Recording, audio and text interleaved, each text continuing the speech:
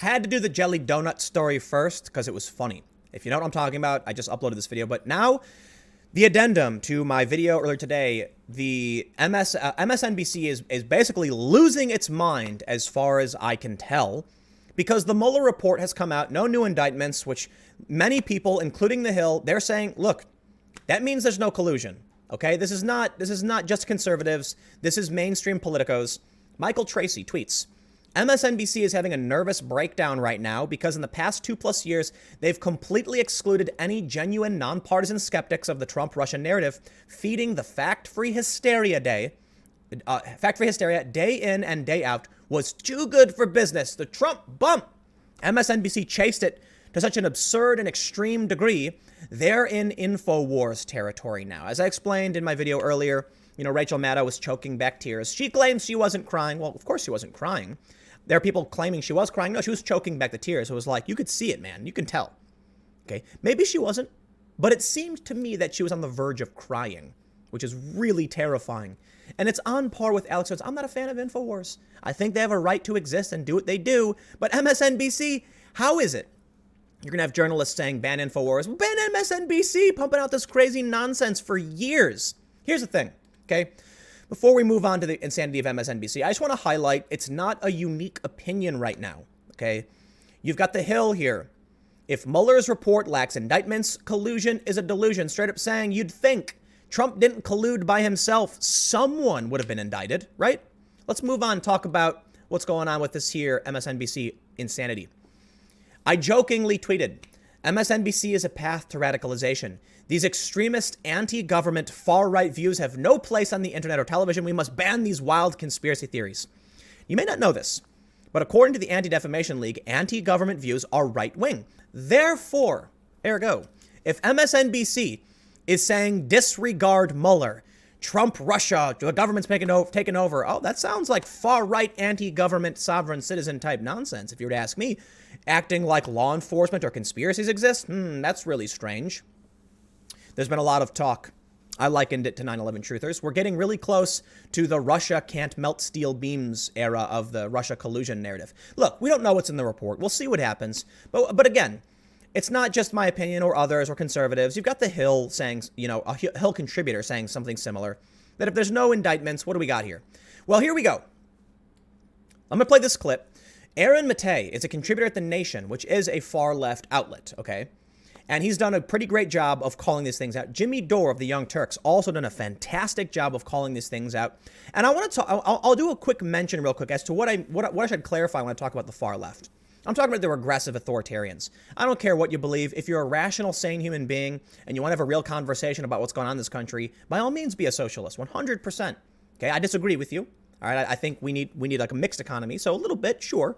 That's why I'll probably agree with them on some things. But if you're someone who's being honest, like Aaron Matei, writing for The Nation, spot on, brother. Let's read let's read what he says and watch this clip.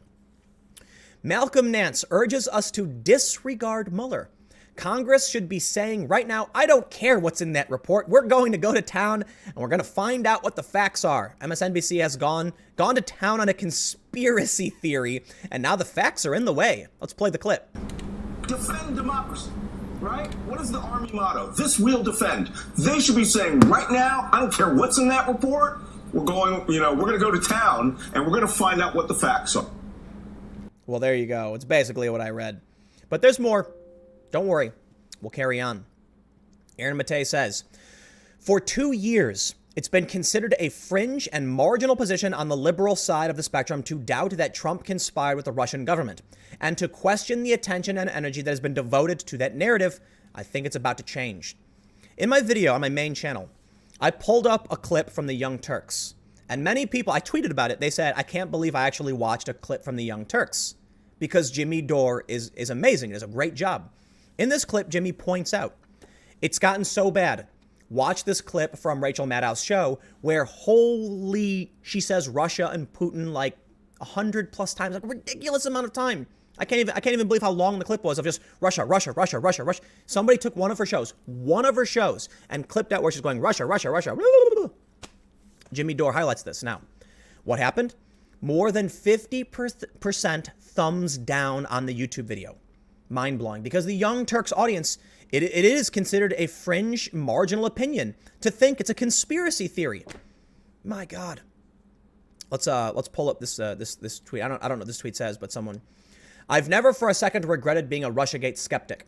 This has always been a way liberal technocrats to channel a deep crisis of legitimacy into obsession with perceived subversives. Reanimating the ghosts of history gives a grandiosity and urgency to a moribund politics. There's more. I think Aaron Matei's, I love seeing sane and rational people on the left. That's why I like Glenn Greenwald on a lot of issues. I don't like how he supports the progressive wing that doesn't represent anybody, but sure, that's his opinion. I like that he calls out the establishment and the BS. I disagree with him on a lot of things. I don't trust him a whole lot either. Aaron Matei said, "This false coordinated claim is all the more moronic given that David Cleon has no idea what Manafort was actually indicted for. Manafort judges do. Nothing to do with the 2016 campaign or with Russia collusion, and wholly irrelevant to collusion." And this is The Nation. Here's the thing. You're going to have a lot of people right now telling you all of the people who have been indicted, MSNBC going to town, but look at all the indictments. Look at all the indictments. The investigation, the investigation indicted people for lying to Congress and for obstruction of justice. And Paul Manafort, nothing to do with Russian collusion, because apparently wasn't any. But there was, at least according to some Ukrainian officials, this is news from the other day, that Ukraine has launched a criminal investigation into potential Hillary Clinton Ukrainian meddling or collusion. That some Ukrainian officials wanted to benefit Hillary Clinton, and allegedly, it's being stated, I don't know, it was reported, this in The Hill, leaked documents that got Manafort in trouble. They leaked it because they were trying to hurt the Trump campaign. So this is from, let's read what David Cleon said. This is what he was responding to. He said, "The coordinated talking point is only true in the most technical sense and requires willful naivety about what Manafort, for starters, was actually indicted for." Well, he said, "It's weird that people are crowing about no further indictments as if Mueller hasn't already produced 37 indictments. But I guess if your shtick is to be performatively bored by every individual development in the story, you'd find the end result boring too." Yes, 0. That's how many indictments had anything to do with Russian collusion. He then highlights Michael Tracy saying, Glenn Greenwald, Michael Tracy, and Aaron Matei dragging them over the issue. And Matei said, he highlights this tweet. He says, "The last time you were challenged to substantiate your false claims, you claimed to be eating a never-ending sandwich.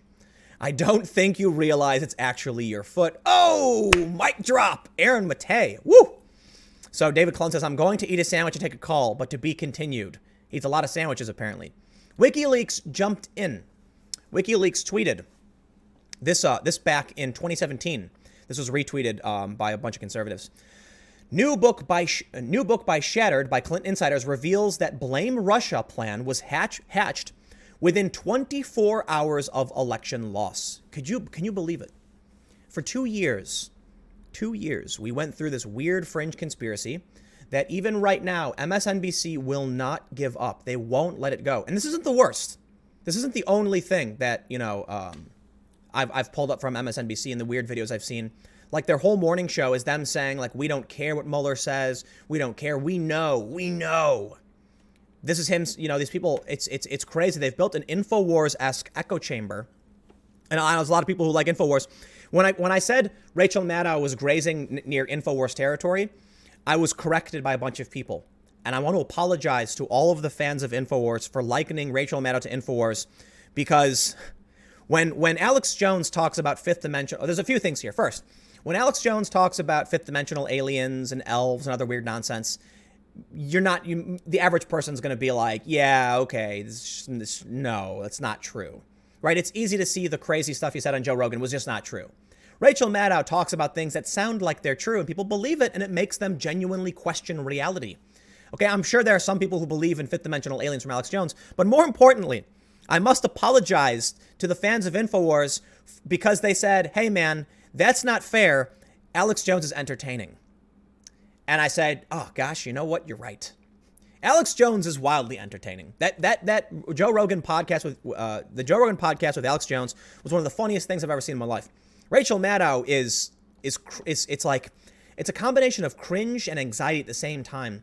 Watching her choke back the tears, watching that clip from Jimmy Dore where she's like, Russia, Russia, Russia, like nonstop, Putin, Putin, Russian, Russia, Russia, Putin.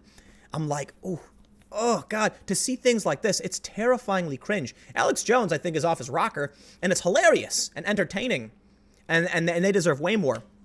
But now, looking back, we have this, apparently from a book. If you trust WikiLeaks, my understanding has never had to correct anything. They've been spot on.